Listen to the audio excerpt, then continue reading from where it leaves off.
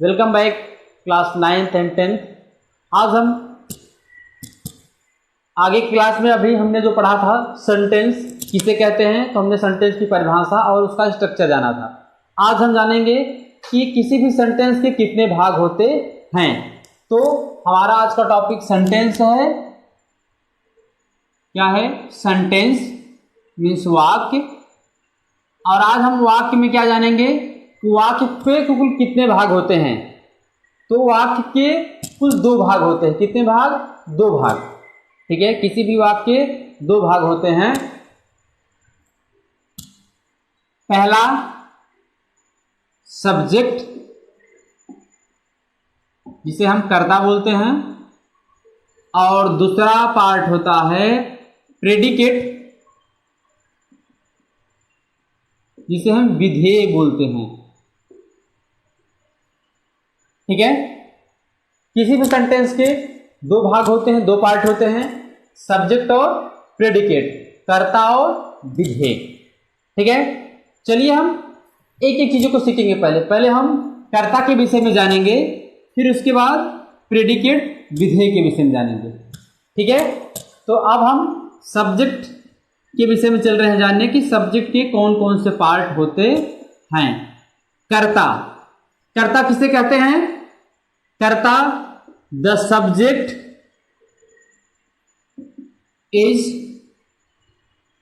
Is the person और thing doing something. The subject is the person or thing doing something। वाक्य में जो कुछ कर रहा है या जिसके द्वारा कुछ किया जा रहा है वह उस वाक्य का कर्ता होता है। सब्जेक्ट क्या कहते हैं? कर्ता। कर्ता किसे बोलते हैं? सब्जेक्ट मीन्स कर्ता। कर्ता मीन्स डूअर। डूअर मीन्स क्या होता है? कर्ता, करने वाला, करने वाला, डूअर, इसे क्या बोलते हैं? डूअर। अब डू मीन्स क्या होता है? करना, और जब डू में ही हम ER लगा देते हैं तो हो जाता है डूअर। डूअर मीन्स करने वाला। जैसे एक वर्ड है ड्राइव, DRIV। ड्राइव मीन्स होता है चलाना। ठीक है, जैसे हम गाड़ी ड्राइव करते हैं, चलाते हैं, तो जब ड्राइव में ही हम ER जोड़ देते हैं तो हो जाता है ड्राइवर मीन्स चलाने वाला। अब क्या हो गया? जब हम गाड़ी को चलाते हैं तो उसे क्या बोलते हैं? ड्राइव। गाड़ी को हम चला रहे होते हैं, बोलते हैं ड्राइव। लेकिन जब इसी ड्राइव में हम ER लगा देते हैं तो होता है ड्राइवर। ड्राइवर मतलब क्या होता है? गाड़ी को चलाने वाला। वैसे डू मीन्स क्या होता है? करना, और डू में जब हम ER लगा देते हैं तो करने वाला अर्थात बन जाता है सब्जेक्ट। ठीक है, यहां तक बातों को समझ में आ रहा है? आगे, ठीक है, आगे चलिए देखते हैं। तो अभी हम कर्ता की परिभाषा को जाना, और कर्ता किसे करते हैं अब देखेंगे। वाक्य में कर्ता को जानने के लिए, वाक्य में कर्ता को जानने के लिए वाक्य में कर्ता कौन है हम कैसे जानेंगे? किसी भी वाक्य में आप हु या वाट, हु से, क्योंकि अभी हमने परिभाषा में क्या जाना था? परिभाषा हमने जाना था पर्सन और थिंग। ठीक है, 2 चीजें जाना कि कर्ता काम कौन करता है, या तो पर्सन या तो थिंग। तो इसमें हमने क्या जाना कि हु किसको बताता है? पर्सन को। वाट किसको बताता है? थिंग को। ठीक है, जब यहां लगाते हैं कौन या क्या, तो हमारे सामने जो आंसर आता है वह निकल कर आता है उस सेंटेंस का कर्ता। उस सेंटेंस का क्या? कर्ता मीन्स उस सेंटेंस का नाउन निकल के आता है, जिससे पता चलता है कि वाक्य में कर्ता कौन है।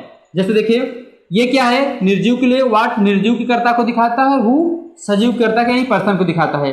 जैसे देखिए एग्जांपल में, जैसे मैं कह दूं राम इज अ टीचर। ठीक है, राम इज ए टीचर, अब अगर हमें पता करना हो कि वाक्य में कर्ता कौन है तो हम यहां से लगाएंगे। अगर हम कह दे कि हु इज अ टीचर, अगर हम कह दे हु इज अ टीचर, तो हु का आंसर क्या आ रहा है, मतलब कौन टीचर है, तो आंसर निकल कर आ रहा है राम। हम यहां अगर हु डाल दे राम को हटा के और पूछे कि हु इज अ टीचर, कौन एक टीचर है, तो आंसर क्या आएगा, राम। यानी इस वाक्य कर्ता कौन है, राम। और राम क्या है, एक पर्सन है। राम क्या है, एक पर्सन है। तो हु से हमें कर्ता पता कौन चला, पर्सन का। या हम कह दे, ठीक है, the car is red, the car is red. अगर हम यहां पूछे कि व्हाट इज रेड, अगर यहां पे क्या लिखे व्हाट इज रेड, तो आंसर क्या आएगा, कार इज रेड। तो यहां व्हाट किसका आंसर आया, थिंग का, किसी थिंग का, और ये जो थिंग का आंसर आया कार आया। तो इस वाक्य में कर्ता क्या है, कार, यानी नाउन कौन है, कार, और इसमें राम। तो हु जो है किसी पर्सन के कर्ता को बताता है, और व्हाट जो है किसी थिंग पर्सन यानी कर्ता को बताता है। ठीक है, आगे चलिए आगे देखते हैं। हम कर्ता को सब्जेक्ट या और नामों से क्या जानते हैं, इसे हम हेडवर्ड भी कह सकते हैं या मेन वर्ड भी कह सकते हैं।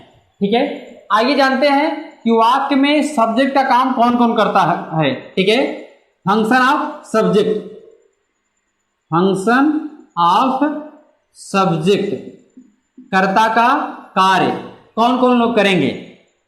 ठीक है, पहला कर्ता काम कौन करता है, नाउन, कौन करता है, नाउन। दूसरा प्रोनाउन, कौन करता है, प्रोनाउन। वाक्य में कर्ता काम नाउन करता है या प्रोनाउन करता है। तीसरा वाक्य में कर्ता का काम कौन करता है, इन्फिनेटिव, इन्फिनेटिव या जिरंड या द प्लस एडजेक्टिव। ठीक है, कर्ता काम कौन करता है, नाउन करता है, नाउन करता है, इन्फिनेटिव करता है, जिरंड करता है, द प्लस एडजेक्टिव करता है। और छठा देखेंगे, इसके बाद क्या करता है, इट या देयर, वाक्य में कर्ता काम करता है।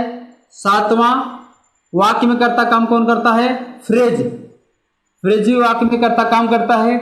आठवां क्लास, क्लास भी वाक्य में कर्ता काम करता है। नौवां नाउन या प्रोनाउन प्लस कंजंक्शन के साथ जुड़कर कोई नाउन या प्रोनाउन। ठीक है, नाउन या प्रोनाउन। यहां पे इसको समझ सकते हैं, मैंने क्या कहा, जैसे 9वें का मैं एग्जांपल बता दे रहा हूं, हो सकता है आपने समझ में आए। नाउन मतलब जैसे मान लीजिए राम और कंजंक्शन एंड, मैं कह दूं श्याम, ये कर्ता का काम कर सकते हैं। या मैं कह दूं आई and he, I and he, यह भी कर्ता काम कर सकते हैं। या राम एंड आई, ये वाक्य में कर्ता काम कर सकते हैं। इस तरह से कंजंक्शन के साथ लगकर वाक्य में कर्ता काम कर सकते हैं। तो ये पूरे 8 ऐसे हैं या 9 हैं पूरे, जो वाक्य में कर्ता काम करते हुए आपको वाक्य में दिख सकते हैं। ठीक है, इन बातों को नोट करिए। ठीक है, तो हमने जाना कि वाक्य में कर्ता का काम पूरे 9 ऐसे थे जो कर सकते हैं। तो चलिए एग्जाम्पल से हम समझते हैं कैसे कैसे। पहले हम नाउन को देखते हैं, तो मैं इसी के सामने बताता हूं। जैसे मैं लिखूं Ram reads a book, Ram reads a book. यहां पे देखिए, अगर मैं पूछ लूं, अगर मैं कहूं कि हु रीड्स ए बुक, कौन किताब को पढ़ता है, तो आंसर आएगा राम। अगर हम यहाँ हु लगाएंगे, कर्ता कैसे पहचानेंगे? अगर हम वाक्य के शुरू में पहले शब्द में लगाएंगे हु रीड्स द बुक, तो आंसर आएगा, जब हम यहाँ पे हु लगाएंगे और पूछेंगे कि कौन किताब को पढ़ता है, तो आंसर आएगा राम। तो राम क्या है? सब्जेक्ट है और यह सजीव है, ठीक है, यानी पर्सन है। इस वाक्य में कर्ता क्या है? राम, और ये क्या है? नाउन है। क्या है? नाउन है, क्योंकि हु से हमें नाउन का पता चलता है और नाउन वाक्य में कर्ता काम कर रहा है। दूसरा देखेंगे प्रोनाउन में, जैसे मैं कह दूं कि ही रीड्स ए बुक। अब अगर हम फिर कहें कि who reads a book, who reads a book, तो यहां पे आंसर आएगा वह, यानी ही, क्योंकि ही जो है वह राम के यानी किसी नाउन के लिए आया है, क्योंकि प्रोनाउन किसी नाउन के लिए आता है, तो यहाँ पे ही किसी नाम के लिए, किसी नाउन के लिए आया है। तो अब हम पूछे कि कौन किताब पढ़ता है, तो आंसर आएगा ही। तो यहाँ पे ही क्या है? ही जो है एक प्रोनाउन है और काम किसका क्या कर रहा है? सब्जेक्ट, कर्ता का, ठीक है।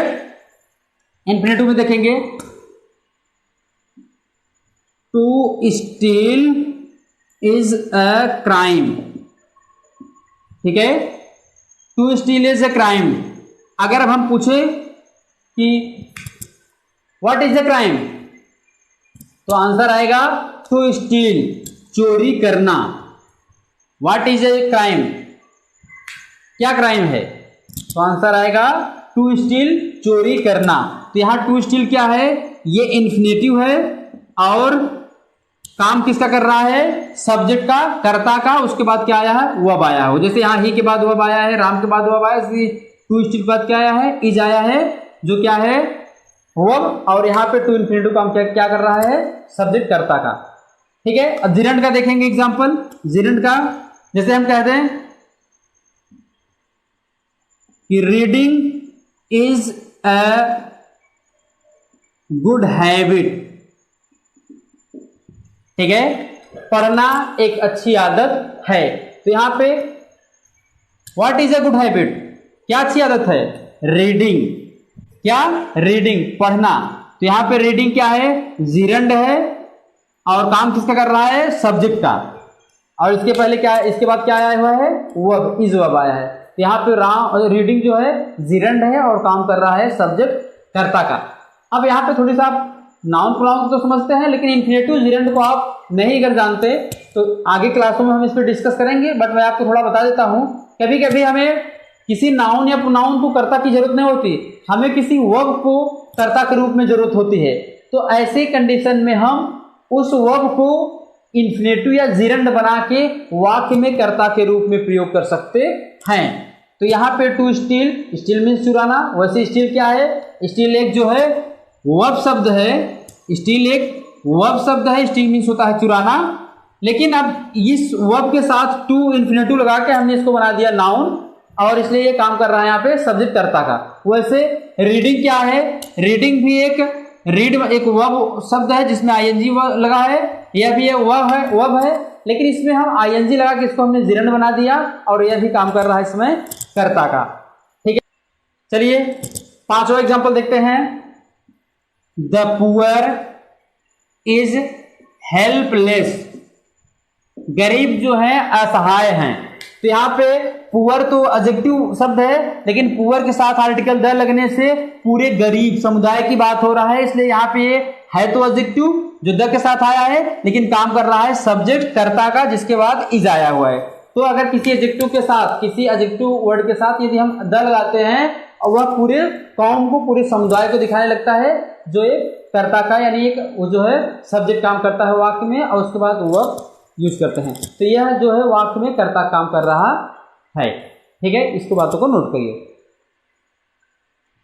और आगे की जो भी हमें सब्जेक्ट के फंक्शन में दिखाना था उसका एग्जांपल हम आगे की वीडियो में देखेंगे। तब तक के लिए थैंक यू सो मच।